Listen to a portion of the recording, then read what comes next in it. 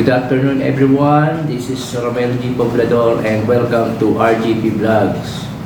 Okay, for today's video ay pag-uusapan po natin ang tinatawag na motor vehicle registration. Okay, so bago po tayo magsimula, i-roll po muna natin ang ating intro. Intro please.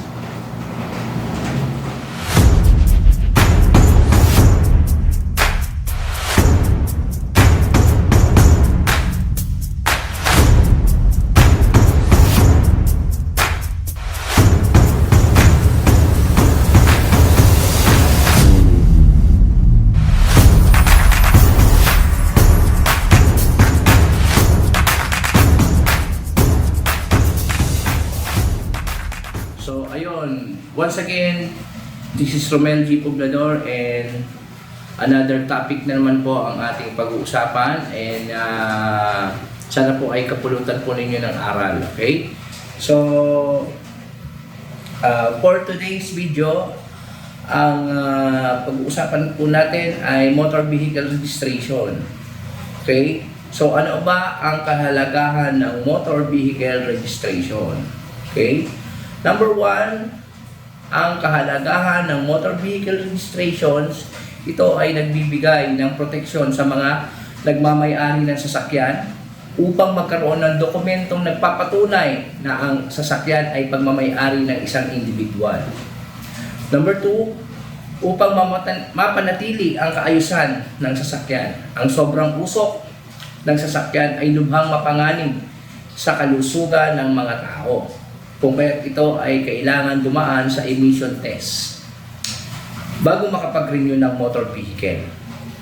And kada taon, kailangan din na ma-inspeksyon ng kawani ng LTO ang mga sasakyan kung karapat-dapat pa bang gamitin sa pampublikong kalsada ang mga sasakyan na pinarirehistro sa LTO. Okay, question number 2. Lahat ba ng sasakyan ay kailangan na mapairehistro sa LTO? Ang sagot po ay oo. Ayon sa Republic Act 4136 Section 5, ang lahat ng pribado o kahit pang-gobyernong sasakyan na panglupa, na pang-transportasyon, kailangan nakarehistro sa LTO. Tinatawag ito na compulsory registration.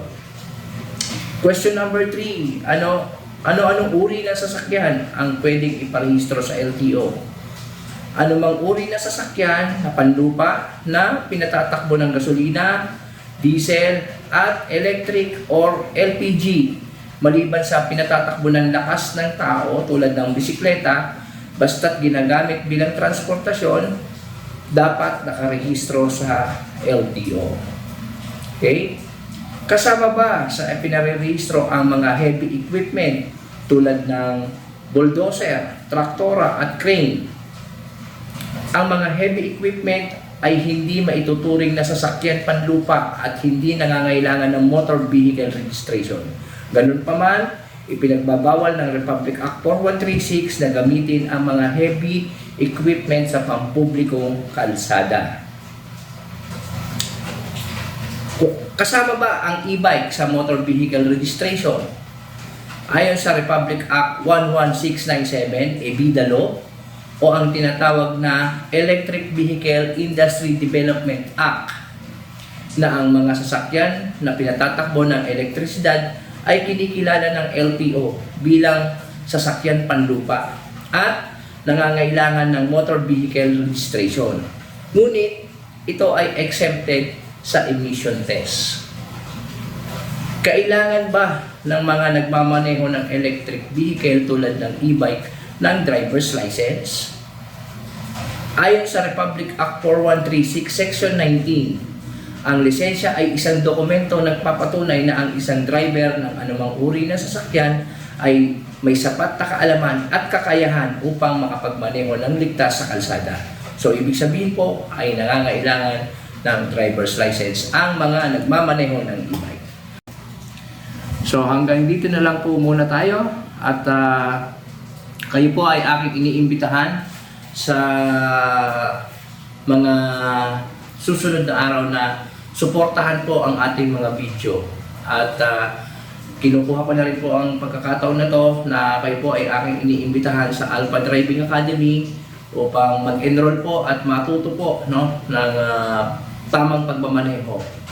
At sa mga tropa naman po natin ng mga MCAPs ay ini-invite po kayo sa mga motorcycle rider na kayo po ay umanib, no, sa ating samahan ng Motorcycle Community Organization for Peace and Security, MCAPs. Hanggang dito na lang at mabuhay po kayo lahat and goodbye.